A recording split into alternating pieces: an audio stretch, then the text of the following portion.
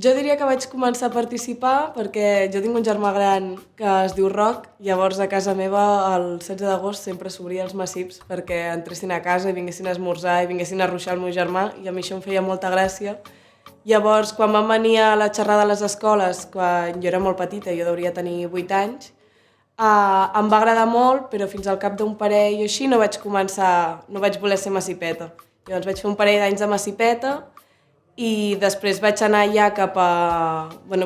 vaig tenir l'època aquesta que no podia fer res, però tot i així seguia anant als tallers a vestir almorratxes i a ajudar.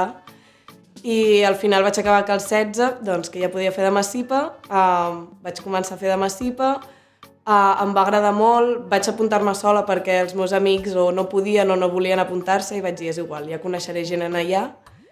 I em vaig apuntar i sí, de fet, l'any següent ja em van proposar de començar a la Junta perquè al cap de 2 anys es feia el traspàs i llavors vaig fer un any de massipa normal, el següent ja estava mig involucrada a la Junta i el següent ja era membre oficial de la Junta. Jo crec que el que em va motivar a la festa era que hi haurà una festa que això des de casa la vivíem de prop, el meu avi a més també havia sigut massip, llavors també em feia il·lusió i a més doncs trobo que és molt important a nivell d'un poble de preservar la cultura i les tradicions i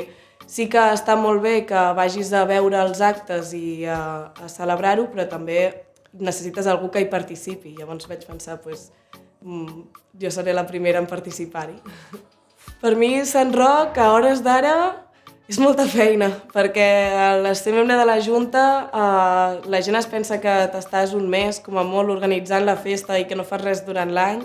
i és mentida, et passes tot l'any de reunions, de que vas organitzant diverses activitats per poder recaudar diners i per també, jo què sé, amb les Nadales dels massipets, i també és temps al final, però al cap i a la fi val la pena quan arribes al dia de Sant Roc i tot surt bé i veus que la feina d'un any ha valgut la pena i a mi, per Sant Roc, per mi, amistat, perquè al final he fet un grup d'amics que és molt específic de l'estiu, que ens passem tot el dia junts per organitzar i me'ls estimo molt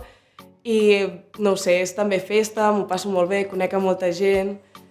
Ara mateix, de coses que canviaria, n'hi hauria molt poques. Sí que serien com potser petites millores el que hi ha ara, com trobo que potser a la festa falta una mica el jove així més gran, que es deixa més anar, fa més entremaliadures, la lia més pel carrer, i hi ha molts joves de 16 anys ara, que està molt bé perquè significa que la festa té relleu, però alhora també els hi falta una mica l'espurna aquesta de liar-la una mica. I a part d'això, diria, no sé, que se'ns reconeixés encara més, o sigui, hem aconseguit ser festa patrimonial d'interès nacional, però si algun dia podrem acabar sent patrimoni de la UNESCO, tampoc no ho descartaria gens.